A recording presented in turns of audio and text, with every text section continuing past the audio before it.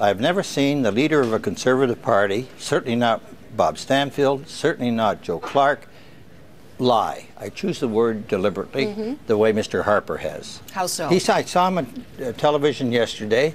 He said there was no Canadian flag behind the leaders when they announced it. Lie number one, that flag was there. We could see it. He said the Bloc was part of the coalition. Lie number two, they're not. He knows it. They're supporting a program. They supported votes of confidence for him 14 times already in a minority government. Today we had Stockwell Day saying 6 Senate appointments have been promised to the Bloc. Lie number three, no such things. They make it up.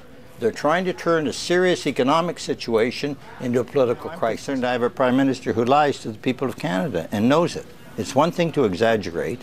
It's another to deliberately tell falsehoods.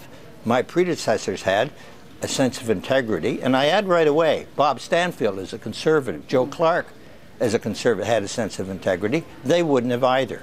They would have done the proper thing. We saw what Mr. Harper's party tried to do to poor Mr. Dion before the election.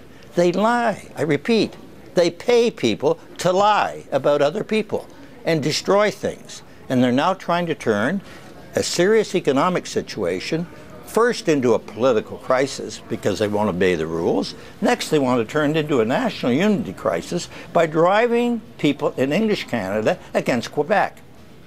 It's a shameful operation by a Prime Minister. If he respected the rules, we could have votes. If he wins, he continues. If he loses, he should resign. That's what he should be doing.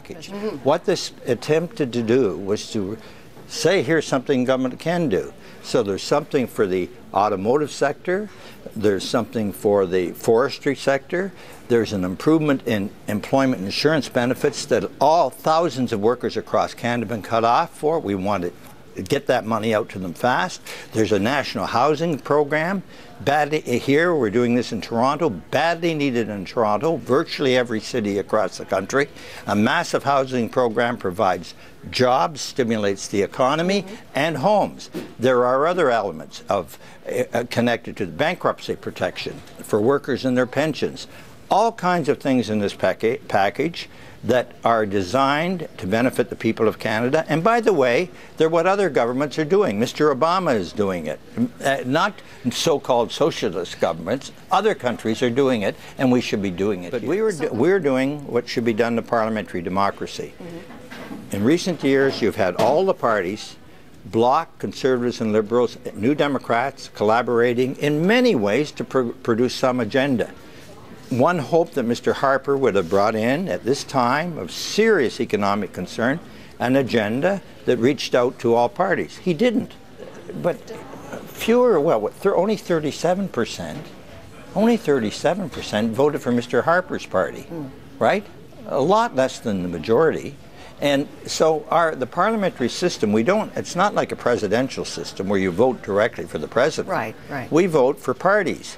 And therefore, when you get there, the members elect whoever is in the House that can have a majority. And Mr. Harper no longer has the majority. So the tradition is you turn to someone else who says, and be asked, can you form a majority government or not? That's the parliamentary democratic tradition. Let's look.